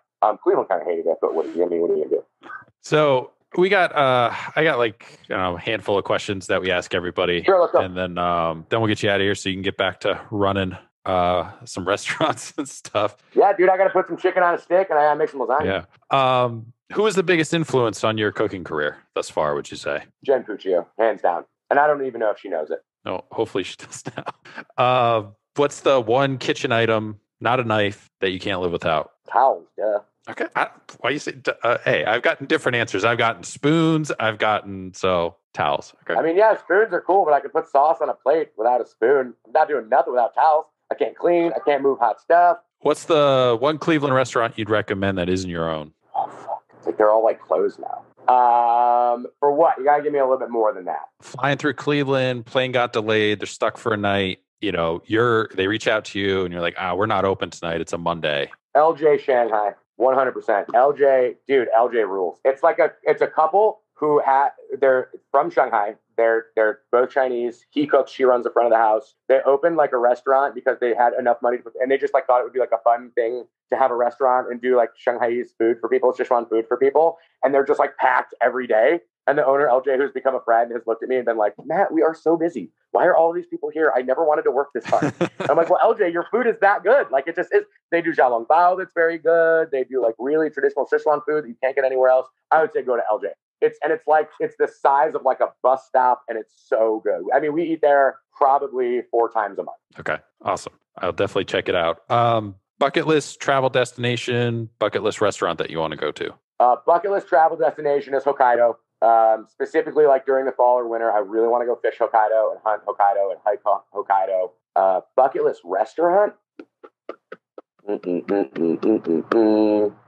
Noma when they're in Mexico. Okay. Yeah, that shit is just so cool. That shit is just so fucking cool. I mean, Renee is just a force to be reckoned with, first and foremost. And it's like most things that are right in the world right now are being done by Renee and that team. But also, like, as someone with a ridiculous respect for culture and doing it the right way, to watch what he and the team can do in a space that the only reason they're there is because they fell in love with it, in love with the people, in love with the food, and want to honor that food and do the best by it as they can, do as well by it as they can, is just a sight to behold. Craziest thing you've seen happen in a restaurant while you're working? Oh, shit. All right, that's a story. Hold on. Well, one of them is recently. Literally, one of them happened like a month ago, and the only reason that comes to me is because when it happened, I looked at Dave, who's running the bar with me at the time, and I said to him, this is literally the wildest shit that has ever happened to me during service in the history of my life. So behind, on our back bar, we have what I would say is probably, I don't know, 2, 4, 6, maybe an 8-foot. I'll swing you around just so you can see it a little bit. We have like an 8-foot this shelf right here. Yeah. That big one, right? I was running the front of the house. Dave was running the back. And one of the straps that held that shelf to like the joists that it sits up on broke. And that entire shelf, which had, I don't know, probably somewhere in the neighborhood with $8,000 worth of booze on it, as well as a bunch of crystal stemware and rocks glasses and whatever, on Saturday night at 8:30 during like a very, like our busiest Saturday of COVID, fell directly on me during service. And it was the most broken glass I've ever seen in my entire career. I somehow managed to save like the Macallan 25 and the Hibiki 21. Important shit. Like that. Yeah, right. Yeah, exactly. And luckily, like it wasn't the entire, like there was only 1 or 2 rare bottles on it. But it was like all of our glassware shattered to the point where I was like, I don't know what I'm going to put drinks in for the rest of the night. For cups. It was, no, I mean, luckily I had some backup downstairs, but that was absolutely, I mean, like the whole thing just came down on me. And I remember in that moment thinking that like I had 2 choices. Like I'm either just going to work through this or I'm just going to freak out. And I believe my exact words were when the whole thing fell over, like I had the bottles in my arms, like I'm holding them like it's my 2-year-old. You know what I mean? My world is literally just like shattering around me. Dave comes out and he's looking at me and I just look at him and I go, oh, cool. Super cool. Like this is exactly what would happen in 2020.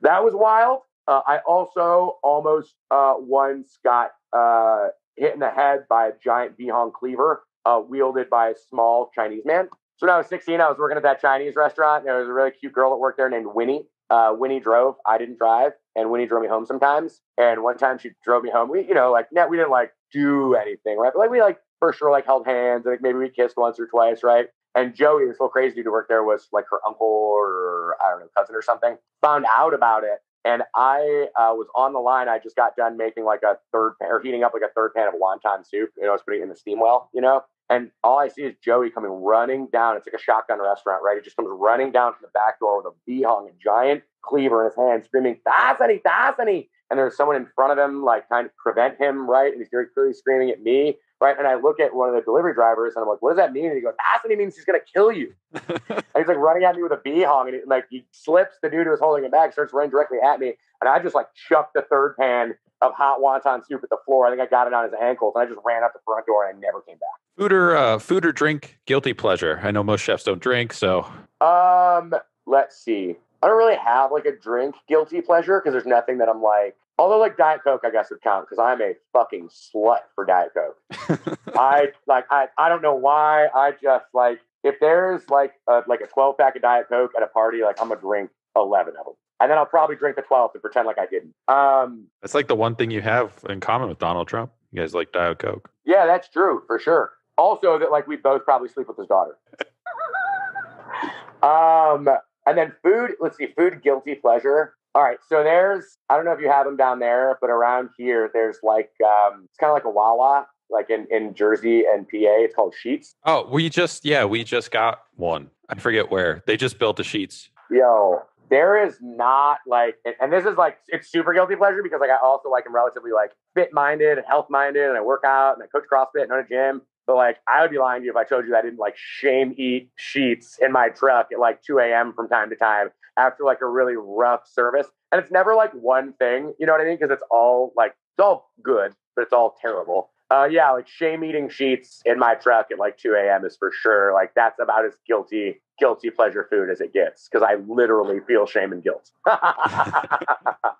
And then every time I do it, it's almost like it's like when I used to drink too much. Like I'll do it and I'll work out the next day and I'll feel like crap. And I'm like, God, I'm never doing that again. And then like 3 months later, I'm just like crushing like mozzarella sticks dipped in ranch dressing, like hating my life. What's the favorite like dish, the favorite thing that you've ever cooked or created? The one thing that stands out to you most, like your aha moment. Like this is where like I got it. Yo, so yeah, like I won't even use anything that's mine because like that's fucking like I'm not trying to suck my own dick. But when I was in Barcelona, I learned how to remake, like, because I had already made paella before. We only ever did it on a range. I learned how to make paella on like the coast right by Barceloneta on like a driftwood fire, like on the beach with like seafood that came right from the ocean right there. And that was so dope. Like that was so cool. Just like being right on the coast and like starting the fire with the driftwood and tending the fire and like resting the paella pan directly on top of the fire and needing to like take it off and put it back on and turn it like,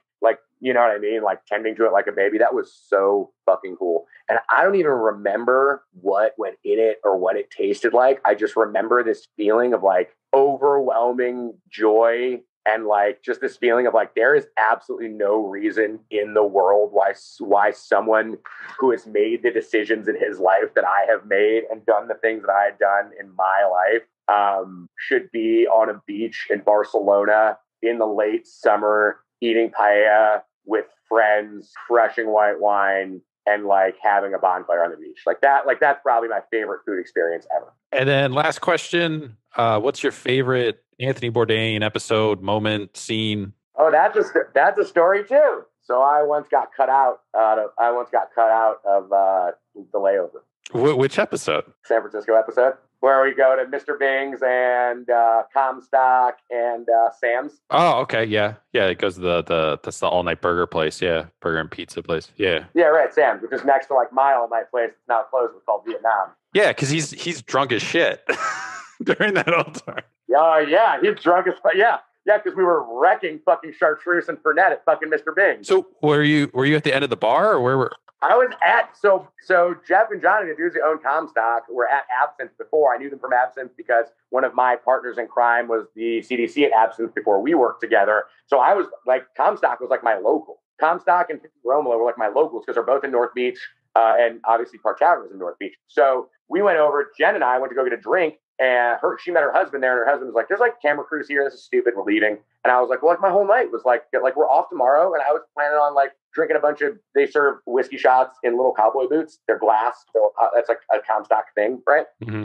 So I was like, well, I'm going to go drink a couple of boots and like drink a couple of Anchor Steams and get fucking drunk. Like, I don't care what's going on over there or whatever. So we're over there and I walk in and Jeff's Hollinger is being interviewed and Johnny's at the end of the bar. And it's like this whole thing. And I'm just very much just like, could I fucking get beers, please? Like, I understand because I didn't know it was Tony. You know what I mean? I didn't really know who it was. Yeah. So during the interview, Jeff comes out at the end of the bar and he's like, yo, we're going to go to my office. We used to call Mr. Bing's Jeff's office. Jeff would be like, all right, I'm gonna go over to my office, right? And it was Mr. Bing's, which was a little Chinese-owned bar next door where we played like liar's dice for shots, and if you won, you got a free shot. If you lost, you paid double for the shot. Like one of those, you know what I mean? Like one of those kind of places, right? Yeah. So we go over to Mr. Bing's, and I was already half hammered, and they're over there talking, and I'm like in a couple of scenes, and I was particularly and predictably pretty vulgar. Not like misogynistically vulgar, but like, you know, every other word was fuck and asshole and bitch. And, you know, I'm drunk and in my 20s and whatever. And then like Danny Bowen shows up and they're going to go to Vietnam. And Danny Bowen and I, whether he remembers this or not, that motherfucker, we always fought over the same table at Vietnam because we always got there around the same time. And there were times that he would walk in and me and my people would be at the table in the back of Vietnam, or I would walk in and his people would be at the same table in the back of Vietnam. And I would always be like, oh, Danny Bowen got my fucking table. And I hope he felt the same way about when I had his table. But they're talking about like going to Vietnam. And I didn't do this. I don't think that I had my thumb on the scale at all. But I just remember a conversation being like, dude, like once this goes on TV, we're never going to be able to get a fucking table at Vietnam. Like ever. Because like everyone's just going to go to fucking Vietnam and we're never going to be able to eat. And the thing about Vietnam was it was open till 4 a.m. It was a pho joint. It was a Vietnamese pho joint. And it was open till like 4 a.m. and they'd serve you like Ching Tao in like plastic red cups until 4 a.m. Like they had like a Hillary Duff like pink phone, and that was like the house phone, and it was like maybe like 12 seats. It was a great place. It's since closed. So they decided to go to Sam's, and all that kind of happened. And I remember being in it. And there's cameras, and Tony and I are talking and shooting shit. We do a shot of Chartreuse together. Jeff and I and Tony do a shot of Fernet together, whatever. So I remember being in it. We get the air date. I invite all my friends over to my fucking like 2-bedroom apartment in Nob Hill that I paid way too much money for. And I'm like, yo, I'm on TV. I'm with Tony Bourdain. This is a big deal. We're all going to watch this. My shit's going to change. Thing, you know what I mean? Like, I'm for sure on it, right? Yeah. We say side thing. We're all there. It gets to the point, and he goes to like, I forget where he goes. I think he goes to like Swan Oyster Depot with Roland Passot. I don't remember what he does. Right? He goes like all these places. They go to the like, Tonga Room, I think. Tonga Room, yeah. Him and Constantino go to Tonga Room, I think. Right? Yeah, for sure. And then it comes to like the part where I'm like, oh, here I am. And there are just like a series of like hard cuts. And I'm like, no way. And my friends are like, oh yeah, Spinner, you did fucking great. You were definitely in that episode. I'm so glad we're here watching you. Yeah, you did super great. Why are we here again? I'm like, you guys, I swear to God I was in it. I swear to God I was in that thing. So that to this day is very much it's hard for me to watch that episode without getting a little teary-eyed. Just obviously like in you know what I mean, in post Tony hanging himself. Yeah. But that's very, very easily my favorite episode. That's awesome story. Where can people find you? Social media, website, plug all your stuff. Oh, social media is at Roast Based Killa, which is exactly how you would spell Ghost Based Killa, only roast and based. You're welcome. Step. My partner Dave, his Instagram is Old Dirty Custard. Yep. Yeah. We're those dudes. That's only because Swanye West was already taken. We're so mad that was already taken. Roast Based Killa _ bar-oni.com is the Oni website. Everything else is just Matthew Spinner on the Facebook that I'm never on. Definitely follow me. There's not a lot of food posts, but there's certainly a lot of like everyday life posts and getting through COVID posts and like, what it takes to be sane posts. So give us a follow along there. You guys are open what Wednesday through Sunday? Wednesday through Sunday, 6 to now it's 10, but 6 to bar close. Wednesday through Sunday. Just walk in, no reservations needed. Walk in, no reservations. We don't fuck with no reservations. Well, I really appreciate you coming on. Obviously, we went way over time. I have way more questions for you for another time, so I'll save those. And I told you, dude. I got a lifetime of shit that I crammed into 20 years. I know, but you got more. Oh, the Grubhub thing. Oh, fuck Grubhub. Yeah, Grubhub, we don't have time for this, so that's why. Yo, oh my God. Listen, here, we do have time for this. One fucking story. One story about Grubhub. All right. So a dude who worked for me or with me or some shit in Chicago is now like the regional Grubhub manager or some shit, because like that's where his career went, hits me up like on IG. And was like, would you ever consider becoming part of Grubhub? And I tell the whole story. I'm like, absolutely not, which whatever. And I'm like, but listen, man, because you're a part of Grubhub, because you were a decent dude, you know what I mean? Like, I'd be willing to have a conversation about maybe using the platform, right? Hand to God. Dude texted me last week and is like, hey, man, when would be a good time to talk about Grubhub? And I'm like, I don't know, man, maybe this week, right? Mm-hmm. 15 minutes later, 3 Grubhub drivers show up at my fucking bar looking for food that I never okayed to cook, looking for food that I never said that I would, right? And I hit the dude back up and I'm like, yo, actually check that. We're never doing that. Grubhub can get fucked forever. And like, don't ever call me again, not even for friendly shit. Yeah. Yeah, they were doing that in San Francisco and they just, California, and they just got a law passed out of that finally. So they can't put a restaurant on their platform without having an actual agreement in place in the state of California anyways. What a novel fucking concept. I know. But I appreciate you doing this. We'll probably see you in a couple of weeks. I think we're going to come up there because we haven't tried Bar-Oni yet. So yeah, dude, come on. Pop in. Well, if you want to do that, then just fucking, if you're going to pop up, bring whatever leftovers you have. And if you want to do a video thing or an inside Bar-Oni thing, we can do that. Okay. Yeah. I mean, we'll figure that out. It'll probably be a couple of weeks and I'll do some editing and let you know when this comes out too. So, but yeah, we'll definitely do it again. I got more stuff for you. Like I said, really appreciate it. Everybody check out Bar-Oni, and that's Matthew Spinner, who's running everything up there, and we'll talk to you soon. Cheers, man. Thanks so much.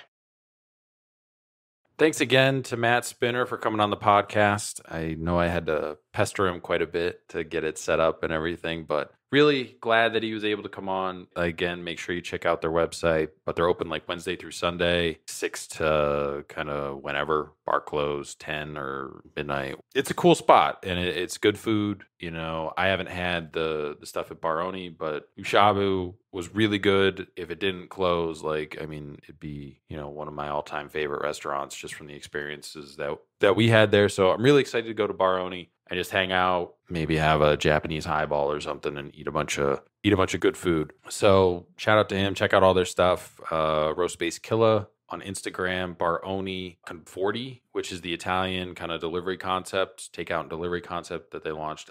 David Kokab, who's like, they were kind of co-executive chefs at Shabu, and then when they switched to Baroni, they were doing that. And now Kokab had launched 40, which is like right next door. They took over just a vacant kind of restaurant space. So that just started in January. So the food looks really good. I haven't had it, but I'm going to see if when we go to Baroni, if we can do like a to-go order of Italian, and then hopefully, because Italian's pretty easy to like kind of just reheat. So I'm hoping like we'll be able to order some stuff from there and just bring it home with us back to Columbus, and then just like eat the next day and just to be able to try it. So I'm looking forward to all that. Make sure you check out the website, constantly updating new stuff. I mean, there's a Zahav page up there.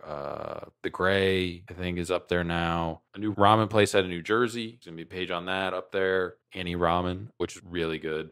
Just check it out. There's always new chefs, and I'm constantly tinkering with it, trying to make it, you know, easier for using click through and stuff like that. So make sure you check out all the past podcast episodes. Like I said, this is the fourth one we've done for chefs and guests. So we did Jay Clevin of Cleaver here in Columbus, Kevin Wang, who has the private sushi catering, and he's also working on opening a restaurant in Cleveland. And then Jacob Inscore, who's formerly of Commune here, but he's moving to New York. And the fourth one here was this one, Matt Spinner of Baroni. I'm not sure who will be next yet. Got a few people kind of circling, so hopefully be able to continue kind of doing this. I really enjoy doing this. I think it's really cool that these guys are willing to come on and just kind of talk about their experiences throughout the industry. And, you know, don't go to chain restaurants, go to these places. These are the people that are cooking your food and care, and they give a shit. It's just awesome to be able to kind of talk to some of these guys and kind of get some insight as to, you know, how they got into the industry, why they stayed in the industry, you know, what they think of it now, and